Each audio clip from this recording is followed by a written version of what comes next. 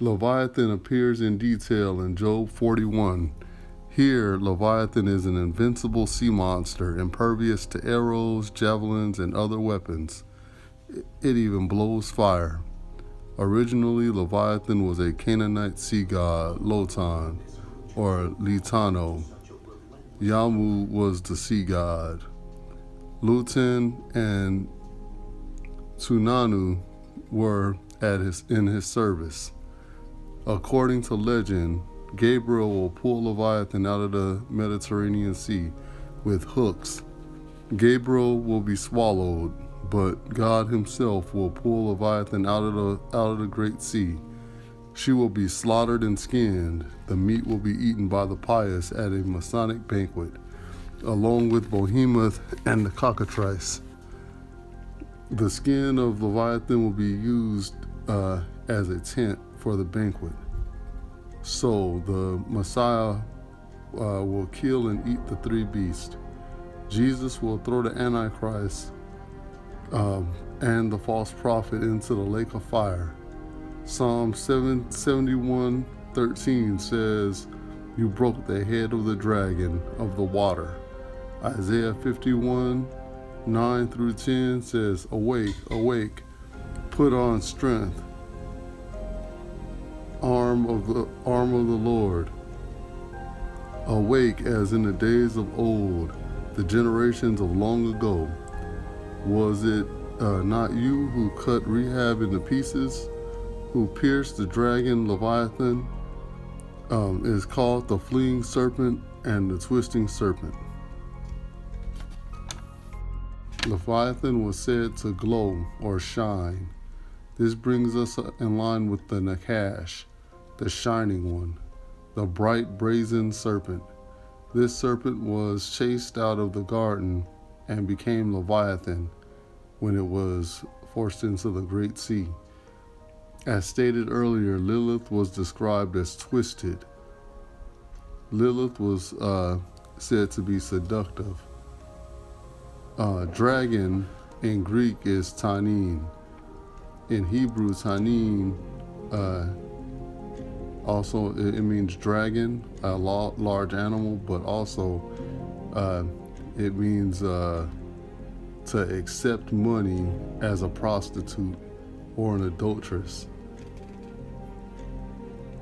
Artemis was unwilling to give up her independent nature and gave up marriage. This brings her in line with Lilith also, who refused to give up her independence. She was described as the bearer of light. Artemis was said to be a virgin, identical to Lilith. She was a virgin in the sense that she never loved a man, but that don't mean that she never did anything. In a sense, right? Kali is another figure that can help us understand Lilith. Kali was both mother and killer, both parent and devourer of children. Lilith was known as a harlot. The meaning of dragon is harlot. Lilith was also androgynous. And this leads us to a very interesting story that has implications in the near future. The Merovingians could be descended from Leviathan.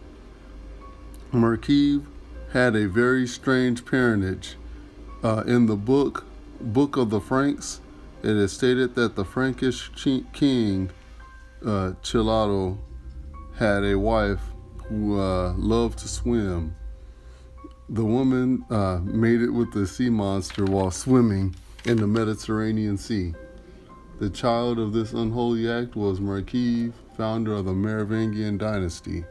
They tried to say that it was a fish-bull combination thing, but it was in fact just the same old swimming sea serpent Leviathan, and he's in the